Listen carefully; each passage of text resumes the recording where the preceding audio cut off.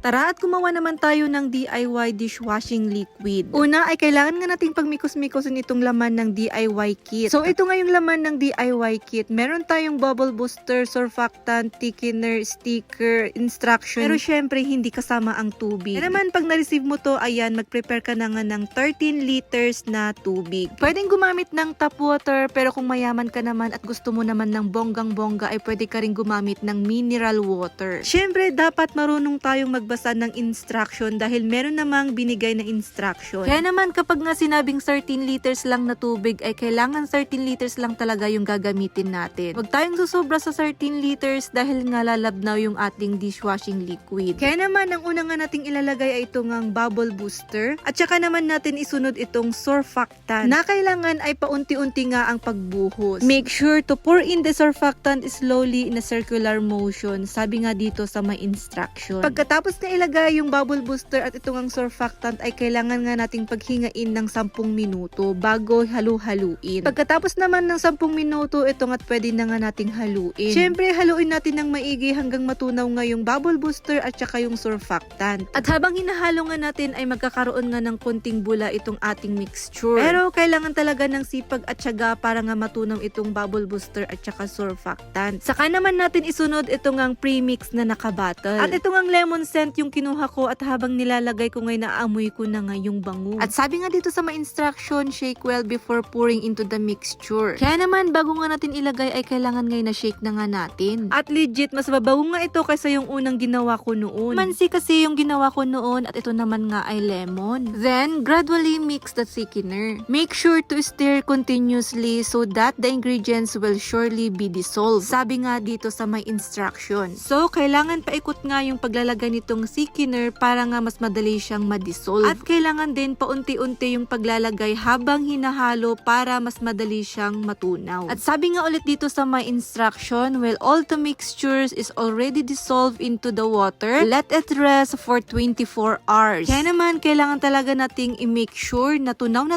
talaga itong mga mixture. At para nga maging maganda yung kinalabasan ng dishwashing liquid natin ay kailangan talaga natin ng sipag at tiyaga para sa paghahalo, para sa pagpapatunaw nitong mga mixture. Ako, halos sinabot yata ako ng 30 minutes na paghahalo nito. Kasi nga gusto ko yung kinalabasan ng aking DIY dishwashing liquid ay maganda. Yung tipong kahit maglalas ito ng 1 taon para sa aking personal use ay maganda pa rin. Last year kasi ay gumawa nga ako nito na personal use lang namin at inabot talaga siya ng 1 taon para sa akin. 16 liters at solo lang talaga namin na ginamit. Pwedeng pang personal use at pwedeng ring pang benta dahil meron na nga itong kasamang sticker. Ito na yung DIY dishwashing liquid na makakatulong sa atin para makatipid. Kaya naman kung hindi mo pa nga nasubukan itong DIY dishwashing liquid, ay itry mo na nga rin. Yung link andyan sa may comment section o kaya naman andyan lang sa may yellow basket.